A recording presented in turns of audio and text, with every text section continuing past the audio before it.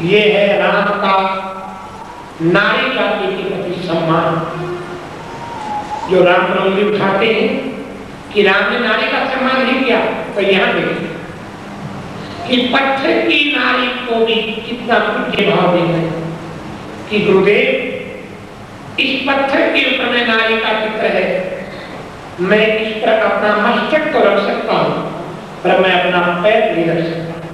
रामचंद्र की ये है राम की मर्यादा। तो माताओं बहनों, आपसे भी विनती किया जाता है कि किसी पुरुष के पैरों में हाथ मत लगाओ। संत महात्मा गुरुजनों के पैरों में भी हाथ मत लगाओ। जब संत महात्मा गुरुजन कहते हैं सिर्फ पति के पैर में हाथ लगाने का तुम्हारा अधिकार है, ये मर्यादा है। चाहे वह गुरु ब्रह्मा हो, चाहे विष्णु हो, चाहे बृहस्पति भी क्यों गुरु है, पर उनके पैरों में हाथ मत लगाओ। आशीर्वाद कैसे लो? हाथ जोड़ो, सिर झुकाओ, प्रणाम करो। उनके पैरों की तरफ माताओं बहनों अपने हाथ मत बढ़ाओ। इस मर्यादा का कभी भी उल्लंघन मत करो। अधिक से अधिक इतना है, आप इतना कह सकती हो गुरु जी अपना हाथ हमारे सिर पर रखो, बल्कि तुम अपने हाथ उनके पैर में लगाओ। ये मर्यादा का हमेशा पालन करो और पालन करवाओ। अगर कोई संत महात्मा कहता है कि तुम हमारे पैरों में प्रणाम करो, तो वह गलत कह रहा है, वह बिल्कुल शास्त्र के विपरीत बात कर रहा है। जरूर कोई दाल में काला मिल जाएगा बात। इसलिए मर्यादा का रक्षा करना आपका भी धर्म है और हमारा भी धर्म है। बतलाना हमारा धर्म है और उसको पालन करवाना भी हमारा धर्म बनता है। इसलिए संत महात्मा गुरुजनों के पैरों की तरफ अपने हाथ मत बढ़ाओ, बल्कि अपना सिर नीचा करके उनसे इतना कह सकते हो, अपने हाथ गुरुदेव हमारे सिर पर रख दो, हमें आशीर्वाद। ये है मर्यादा। राम ने पत्थर की शिला पर भी पैर नहीं रखा। आप तो चेतन हो, चेतन माता हो, चेतन देवी हो, या देवी सर्वभूता नाम, वो देवी आप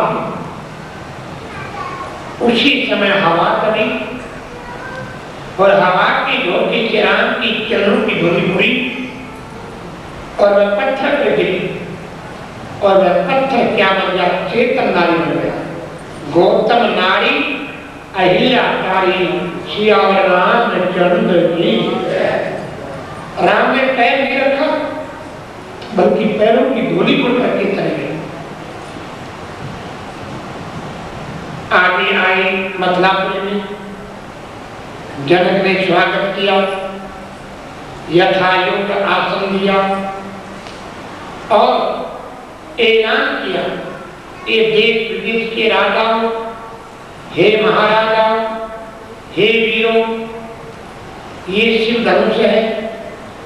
सीता ने किशोर अवस्था में, जब सीता 12-13 साल की, तो इस धनुष को एक हाथ से उठाया, एक हाथ से, हे वीरों आओ और ये धनुष भंग करो, धनुष को तोड़ो और सीता जी से नाता जोड़ो।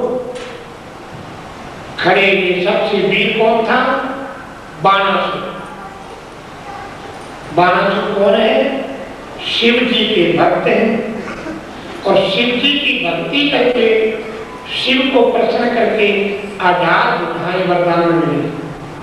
आजाद बुधाओं का मालिक बाणासुर, परंतु धनुष नहीं उठा सका।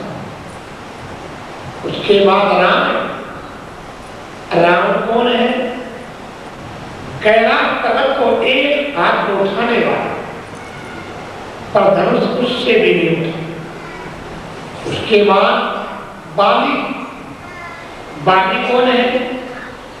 रावण को उठा करके काट में दबा करके और 6 महीने में परिक्रमा करने वाला, पर धनुष बाली से नहीं उठा।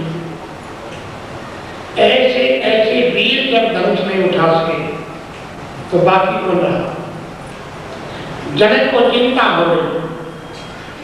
जनक ने कहा, मैंने सोचा था पृथ्वी पर वीर होंगे, पर आज पता लगा पृथ्वी पर वीर नहीं, पृथ्वी पर कायर। अरे अपने आप को वीर कहलाने वालों, धनुष बाण तलवार गदा यहाँ रखो और अंदर में मणिहारी की चूड़ी पहन लो और साड़ी बांधो और हाथों में मेहंदी लगा करके घर में जाकर रोटियां बनाओ। अपने आप को वीर कहलाते हो। सब की गर्दन झुक गई शर्म के मां। लक्ष्मण ने सुना और लक्ष्मण जी को खड़े और कहा, ए जनक गिरी, क्या आपको ये मालूम नहीं है कि इस सभा में सूर्यवंशी बैठे हैं? आज पृथ्वी पर इसकी शक्ति है कि सूर्यवंशी को चूड़ियां बना सके। ये तो धनुष का टुकड़ा है। बड़े भैया राम मुझे आज्ञा दे तो पूरी पृथ्वी को मैं एक हाथ उठा सकता हूं। उठा सकता है। क्यों? शेष अवतार, शेष में तो सारी पृथ्वी उठाई। जब लक्ष्मण भी आगे बढ़ने लगे, विश्वामित्र ने, लक्ष्मण मेरी आज्ञा के बिना तुम उठे कैसे बैठो? लक्ष्मण ने कहा, गुरुदेव क्या आपकी आज्ञा ये है कि सूर्यवंशी चूड़ियां पहने? क्या लगेगा? क्या करोगे? बलाकी धनुष के टुकड़े टुकड़े करके फेंक दूंगा और जनक की गर्दन नीचे कर दूंगा। विश्वामित्र ने कहा, ना, जनक तो चाहता है कि कोई धनुष तोड़ दे, पर पता शर्त क्या है? जो धनुष तोड़ेगा वही सीता जी से नाता जोड़े। अगर धनुष तोड़ने तोड़ दिया तो सीता की शादी तुम्हारे साथ में होगी और बड़े भैया राम जिंदगी भर कुंवारा रहेगा। पहले ऐसा नियम था हिंदुओं में, छोटा भाई अगर शादी पहले करता है फिर बड़ा भाई शादी नहीं करता। आजकल नहीं, आजकल तो छोटा भाई कॉलेज से शादी कर लेता है, बड़ा भाई कर रहो कहेंगे, कोई परवाह नहीं। बेचारा जब लक्ष्मण जी बैठ गए, राम मुस्कुरा रहे, खड़े नहीं हो रहे।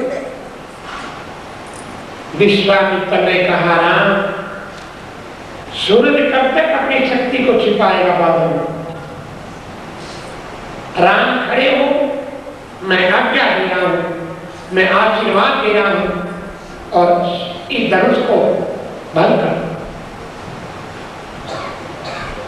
आदेश गुरु का पाते ही चरणों में शीश झुका करके, चरणों में शीश झुका करके खड़े हो गए आनंद हे रामचंद्र श्री रामचंद्र मुस्कुराते। विश्वामित्र के चरणों में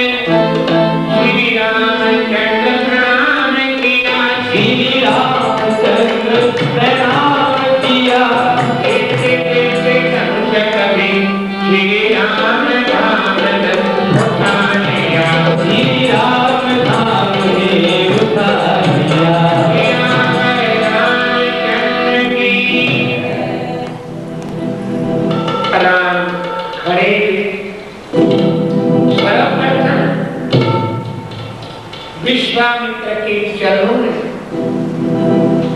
राम ने दंडवत प्रणाम किया। उसके बाद जितने संत महात्मा ब्राह्मण देव बैठे थे उनको प्रणाम किया। प्रणाम करने से क्या हुआ? आशीर्वाद मिला।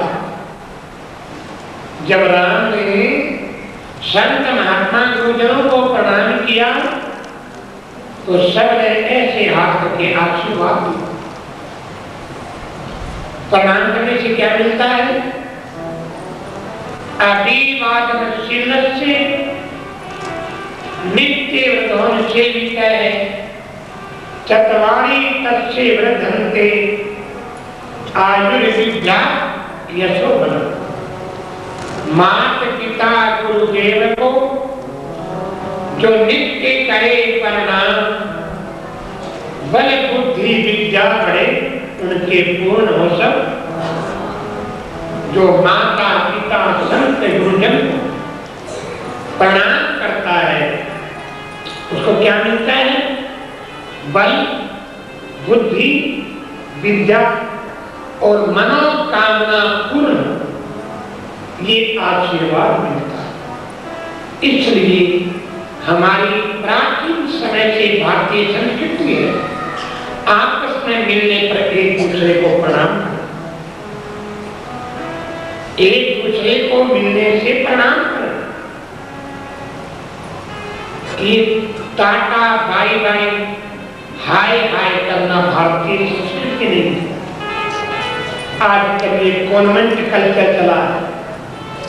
टाटा बाय बाय को जन्मते शुरू कर देते हैं और 2 अक्षर इंग्लिश के पढ़ने के बाद हाय हाय करने लग जाते हैं। घर में कोई मर गया तुम्हारे हाय हाय कर रहे?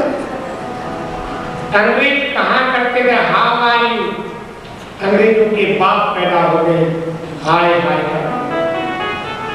ये शुभ नहीं है।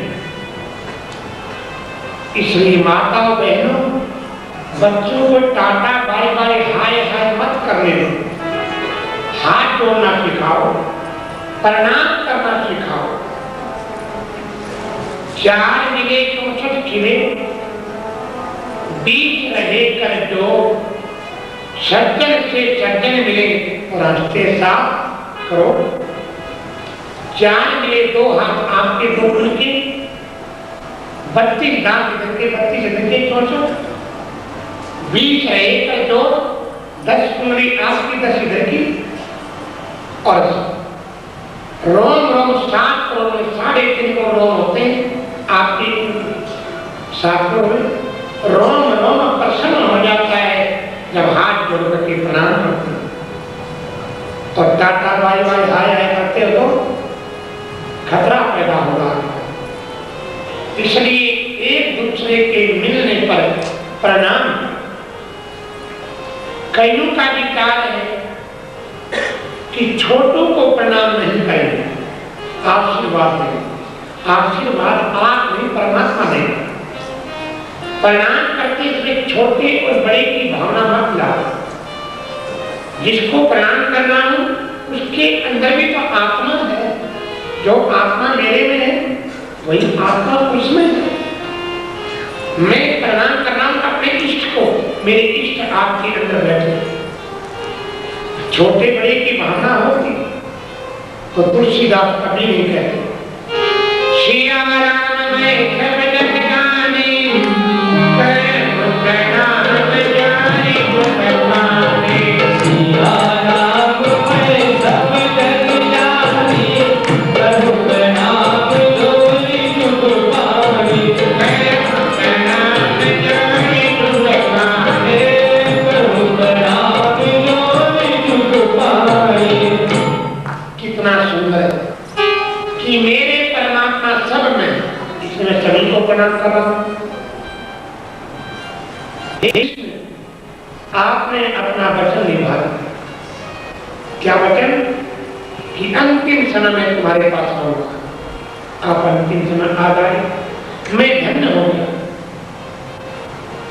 अब मैं शांति से अपनी आत्मा को आप में नहीं कर रहा।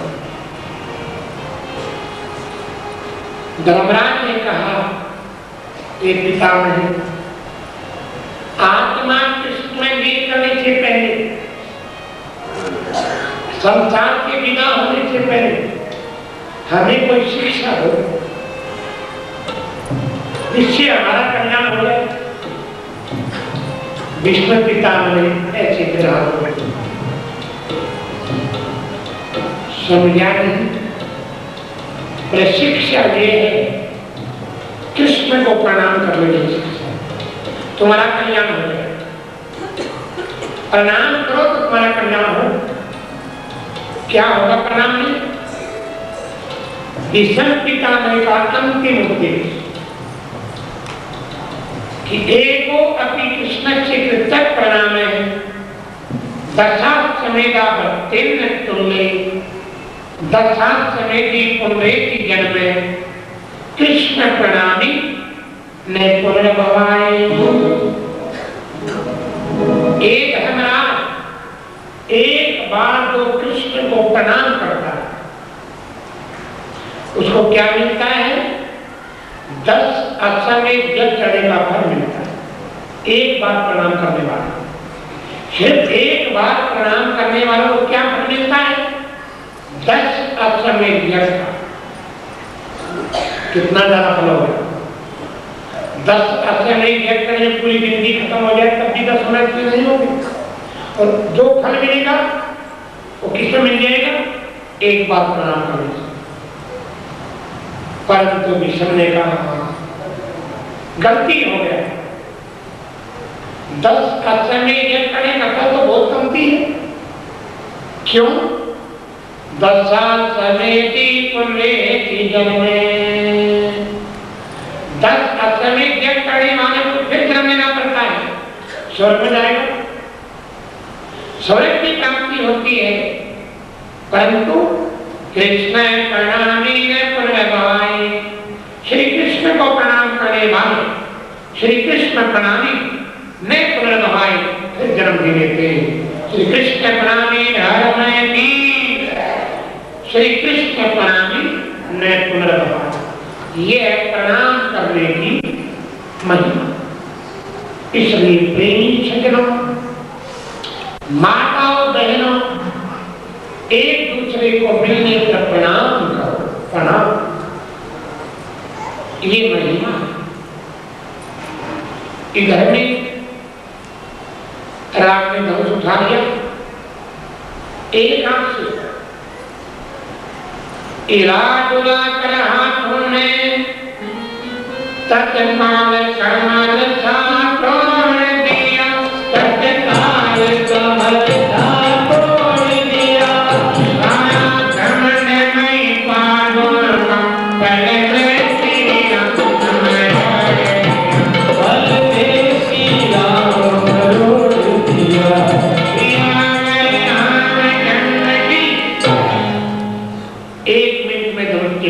टुकड़े करते हैं।